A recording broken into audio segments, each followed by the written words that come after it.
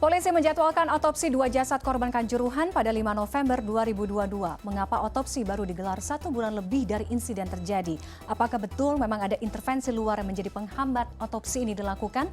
Bergabung anggota TGIPF Laode M. Syarif. Selamat malam, Bang Laode.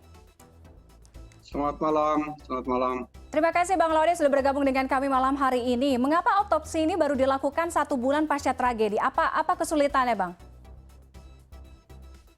Ya, ada beberapa kendala teknis, saya sebutnya kendala teknis. Pertama, sejak tim dari TGIPF pertama kali berkunjung ke Malang. Waktu itu kita sudah berhubungan dengan rumah sakit, keluarga korban, dan meminta kepada pihak rumah sakit dan penyidik Polda Jawa Timur waktu itu untuk menetapkan penyebab kematian.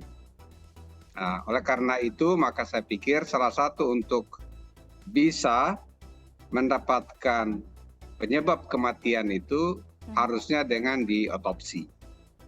Sayangnya memang pada waktu pertama itu ya sesuai syariat Islam ya, biasanya kan 1 hari langsung dikebumikan. Betul. Sehingga kita meminta kerelaan para orang tua untuk melakukan otopsi. TGIPF mendapatkan beberapa orang tua yang dengan rela untuk melakukan bersedia untuk melakukan otopsi dan meminta kepada dokter-dokter yang di sejumlah rumah sakit yang menangani korban Kanjuruhan untuk bekerja sama dan memberikan keterangan resmi tentang penyebab kematian. Misalnya dia patah rusuknya, patah tangannya, dia di dalam badannya itu ada apa, matanya merah, biru-biru, dan macam itu. Tetapi memang tidak serta-merta dilakukan otopsi pada waktu itu. Dan yang kami sesalkan, beberapa minggu kemudian keluarga yang awalnya bersedia untuk diotopsi anaknya terus mengundurkan diri, dan akhirnya beberapa keluarga lain banyak menulis surat pernyataan tidak bersedia lagi, dan itu sebagian banyak yang diterima oleh tim TGIPF. Ya. Keluarga yang awalnya mengizinkan kemudian menolak untuk melakukan otopsi. Temuan TGIPF, keengganan pihak keluarga yang tiba-tiba mencabut izin untuk melakukan otopsi karena ada intervensi dari luar. Apakah itu betul? Bentuk intervensi yang diterima oleh keluarga seperti apa? Ya banyak. Biasanya dikunjungin oleh sejumlah pihak. Terus bahkan datang seperti diceramain gitu, nggak usah lah diotopsi seperti itu karena anaknya di sana atau adik kata orang tua di sana itu sudah damai, kenapa harus lagi digali kuburnya. Tapi datangnya itu bukan sekali, berkali-kali, hampir setiap hari, sehingga mereka merasa terintimidasi, sehingga akhirnya berakhir dengan membuat pernyataan.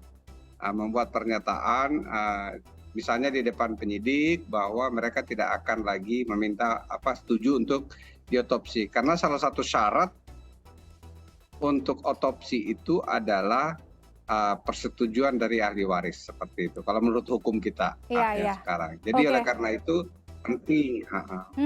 Itu pihak yang mendatangi keluarga korban beberapa kali mengatasnamakan dirinya dari pihak siapa, Bang Laode? Mereka berpakaian preman gitu, tetapi ya keluarga beranggapan bahwa beliau-beliau itu adalah dari kepolisian untuk itu. Jadi oleh karena itu juga Pak Doni waktu itu berhubungan dengan Mabes kita memberitahu tim TGIPF, bahkan berbicara dengan Kapolda supaya sebaiknya ini betul-betul menggunakan scientific investigation. Kalau scientific investigation itu kan untuk mengetahui apa penyebab musabab dari kematian itu, salah satunya dengan otopsi. Berapa jumlah racun misalnya yang diakibatkan oleh gas air mata gitu, yang ada di dalam tubuhnya. Mengapa matanya merah sampai setelah seminggu kejadian pun itu merah dan bahkan biru, dan lain-lain model itu. Jadi seharusnya penyidik mendorong proaktif untuk itu. Tapi kita bersyukur bahwa sudah ada surat dari kepolisian, dari penyidik, bahwa orang tua yang dulunya dari awal yang anaknya berpulang, semoga beliau mendapatkan kekuatan dan anak-anaknya itu mendapatkan tempat terbaik di sisi Allah Subhanahu wa Ta'ala. 2 orang anak yang meninggal itu akhirnya setuju lagi untuk diotopsi, dan saya pikir teman-teman media sudah mendapatkan suratnya. Oleh karena itu kami sangat menghargai profesionalisme dari pihak Polri, khususnya dari Polda Jawa Timur dan Polres Malang. Oke, terkait juga dengan hambatan mungkin yang ditemukan oleh TGIPF bahwa beberapa dokter di Malang enggan memberikan penyebab atau keterangan pasti penyebab kematian para korban, sehingga ini yang mungkin salah satu yang menghambat otopsi kemudian penyelidikan dari korban Kanjuruhan ini. Betul Bang Lode? Ya, kami juga mendapatkan hal yang seperti itu. Kami bukan karang-karang, dan bahkan itu sebenarnya mohon maaf saya ambil dulu. Iya. Itu dituliskan di dalam buku laporan ya, di buku laporan. Jadi ini bukan pendapat pribadi, tapi termasuk laporan yang kita sampaikan kepada Presiden. Seperti itu. Jadi oleh karena itu kami menghubungi ID untuk sementara waktu itu. Ini kenapa ada keengganan? Ya mereka jujur. Beberapa dokter itu mengatakan bahwa ya nanti kalau jadi saksi itu jadi ribet, dipanggil-panggil terus seperti itu. Tapi menurut saya itu sesuatu yang saya sesalkan. Oke, keengganan itu artinya ini adalah panggilan jiwa 135 orang gitu loh. Oke, keengganan masa untuk bersaksi saja ruwet itu, menurut saya itu sesuatu alasan yang tidak bisa kita terima. Iya. Menurut saya, ya. Keengganan tadi para dokter, beberapa dokter untuk memberikan keterangan tersebut artinya pure atau murni dari diri sendiri karena kekhawatiran proses penyelidikan yang terlalu ribet, kemudian pemanggilan nanti dijadikan saksi dan lain sebagainya. Bukan seperti dari pihak keluarga korban mendapatkan intervensi dari pihak luar, bukan begitu ya Bang Laude? Saya kurang tahu persis apakah, tetapi dari keterangan yang kami dapatkan mereka bilang ini nanti ribet, seperti itu, dan itu bisa dibaca sebenarnya di bagian laporan dari TGIPF. Tapi saya sangat berharap bahwa sekarang kita juga berterima kasih bahwa mereka akan melakukan otopsi, dan saya pikir ini ID pasti sekarang sudah memberikan himbauan, dan kami berterima kasih kepada ID dan teman-teman asosiasi dokter yang forensik khususnya untuk itu, karena itu akan dilakukan, dan semoga saja kami tadi di TGIPF mengatakan bahwa sekarang kita mengetahui penyebab bayi meninggal akibat sirop obat itu. Bahkan sudah masuk di dalam misalnya Tempo misalnya hari ini gitu. Kanjuruhan seharusnya seperti itu. Tidak perlu lama-lama juga agar kita mengetahui. Oke, ini yang kita dorong. Ya, yang itu kita dorong semua, dan masyarakat Indonesia pengen tahu kalau bayi-bayi minum obat yang salah itu atau anak-anak kecil meninggal, tidak kurang nilainya dengan 135 jiwa yang melayang. Oke.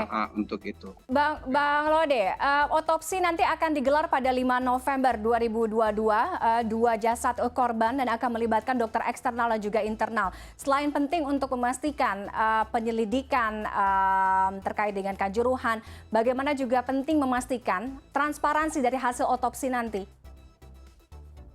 Ya, kita berharap bahwa saya yakin ini soalnya tim TGIPF ini kan ada masa expire-nya ya, yaitu sampai 1 bulan saja. Saya kurang tahu ini sudah selesai atau belum. Kalau seandainya ya kayaknya masih ada beberapa hari lagi gitu, beberapa hari lagi. Jadi kita sangat berharap bahwa ini adalah jangan dianggap misalnya TGIPF itu sudah selesai, laporannya sudah selesai, tetapi pada saat sama rekomendasinya kan rekomendasi dari pemerintah itu, bukan rekomendasi dari tim orang perorangan. Betul. Tapi itu adalah tim karena di SK-kan oleh Presiden dan Kemenko Polhukam sebagai ketuanya. Jadi itu kita berharap bahwa rekomendasinya itu juga dijalankan oleh semua pihak yang disebut dalam laporan. Baik, kita akan pantau terus bagaimana perkembangan dari otopsi nanti 5 November mendatang. Terima kasih Bang Laude M. Syarif, anggota TGIPF sudah bergabung dengan CNN Indonesia Connected malam hari ini. Selamat malam. Sekali lagi saya mengucapkan terima kasih nih kepada apresiasi kepada pihak Polri dan kepada pihak tim kesehatan yang dokter-dokter yang mau melakukan otopsi itu. Semoga terbuka, independen dan